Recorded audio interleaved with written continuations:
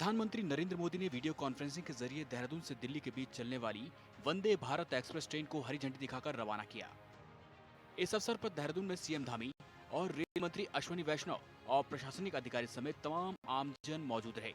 कार्यक्रम को संबोधित करते हुए रेल मंत्री अश्विनी वैष्णव ने कहा कि आज बहुत सौभाग्य का दिन है। बहुत ही सौभाग्य का दिन है आज कि माननीय प्रधानमंत्री जी देवभूमि को एक अत्याधुनिक ट्रेन वंदे भारत का बहुत बड़ा तोहफा, बहुत बड़ी सौगात दे रहे हैं।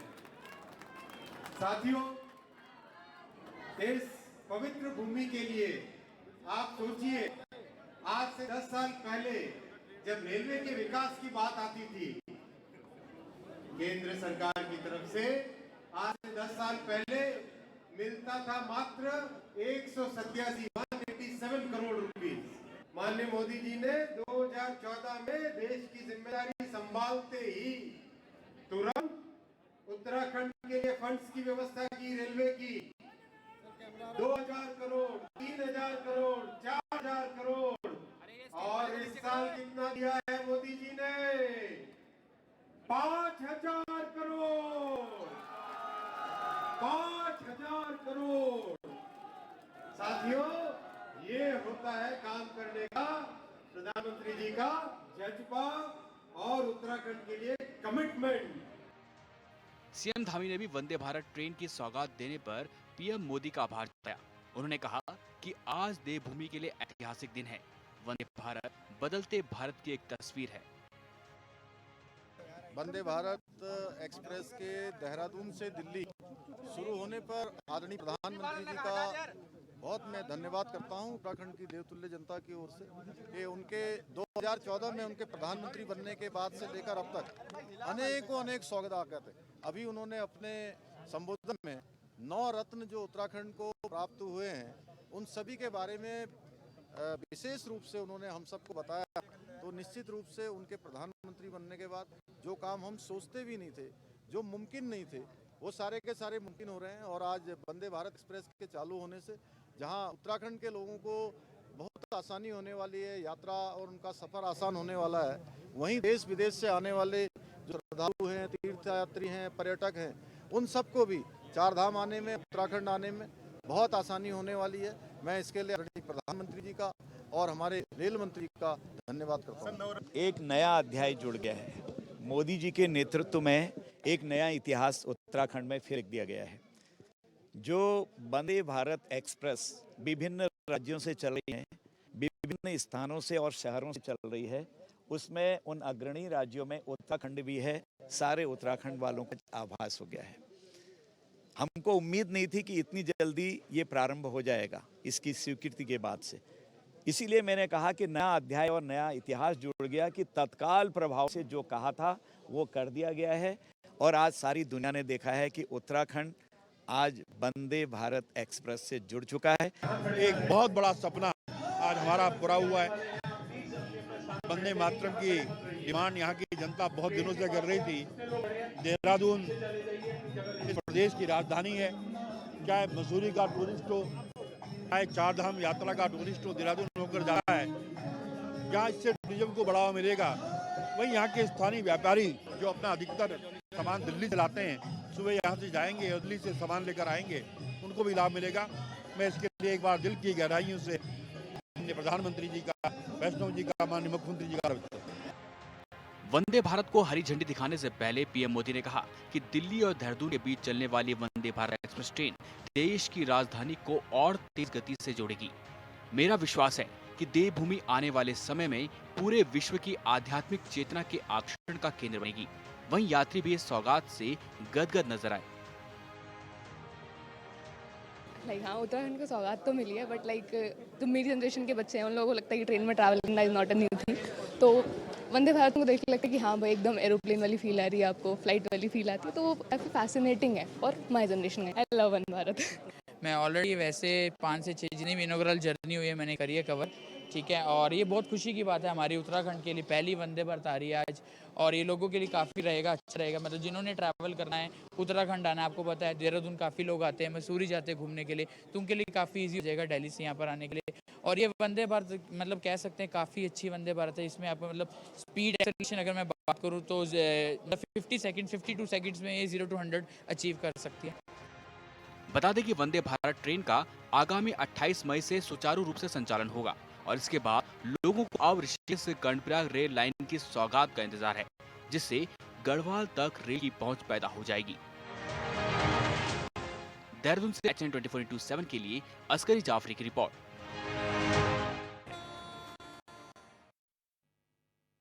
तो पीएम मोदी ने वंदे भारत को आज हरी झंडी दिखाई।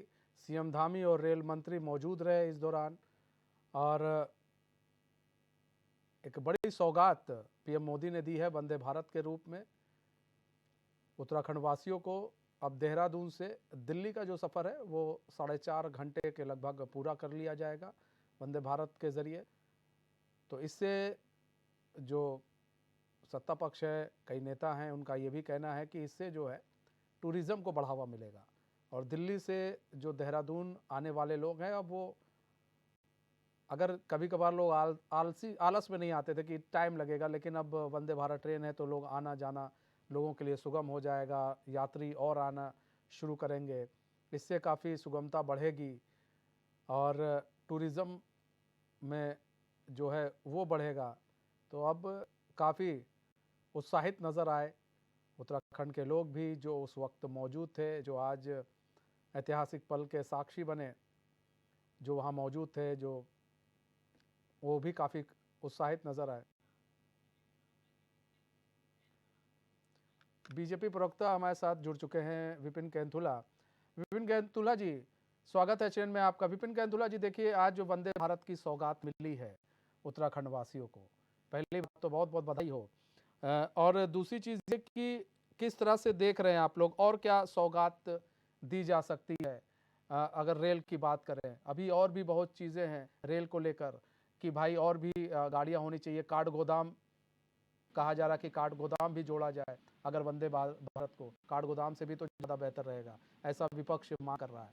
तो किस तरह से देख रहे हैं सर? देखिए, पहले तो उत्तराखंड वासियों को मैं आज शुभकामनाएं देता हूं कि माननीय प्रधानमंत्री जी ने वंदे भारत जैसी जो फास्ट एक्सप्रेस है उसको उत्तराखंड को देने का काम किया है। और निश्चित रूप से देखिए, उत्तराखंड के अंदर उत्तराखंड के लोगों का एक सपना था कि पहाड़ में ट्रेन चले, उस पर तेजी से काम हो रहा है। कर्णप्रयाग ऋषिकेश रेलवे लाइन जो है वो दिल्ली से जब सरपट दौड़ेगी तो निश्चित रूप से पहाड़ के अंदर जो पहाड़ के लोगों की जो सपना था कि पहाड़ के अंदर ट्रेन चले, उसको हम पूरा कर रहे हैं।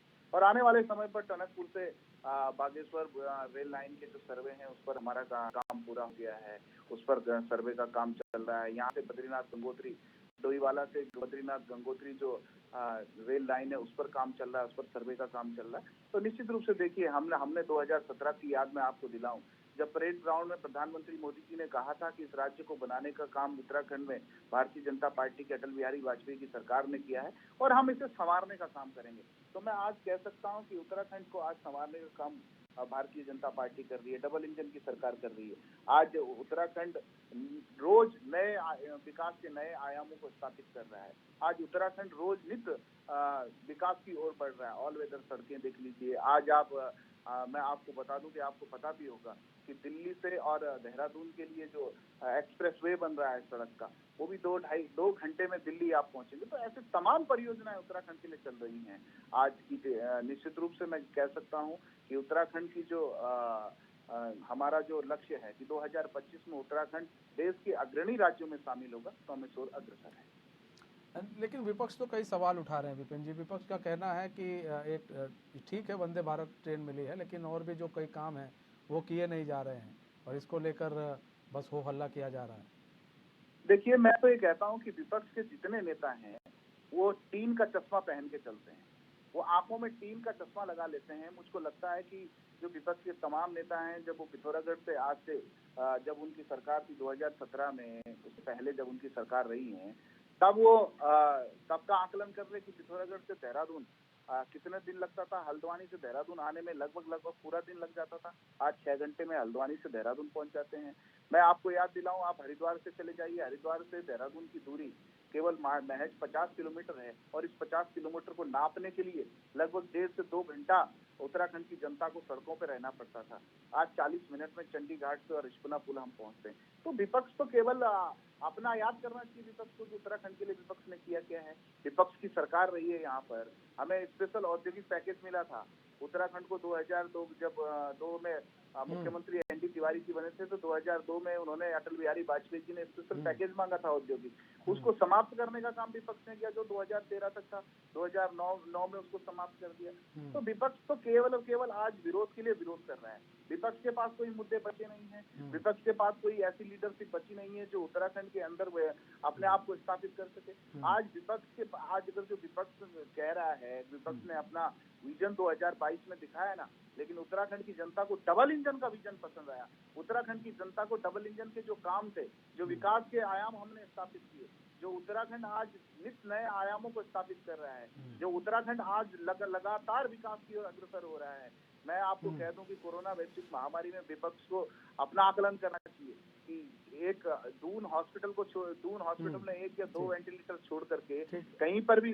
विपिन भाई बने रहे हमारे साथ, विपिन भाई बने रहे। गरिमा दसोनी भी जुड़ चुकी हैं, कांग्रेस प्रवक्ता। गरिमा दसोनी जी, स्वागत है चैनल में आपका। गरिमा जी, धन्यवाद, नमस्कार जी। गरिमा जी, आज वंदे भारत एक्सप्रेस का उद्घाटन किया गया है और अब दिल्ली टू देहरादून का सफर बहुत कम समय में पूरा कर लिया जाएगा। किस तरह से देख रही मैडम आप लोग?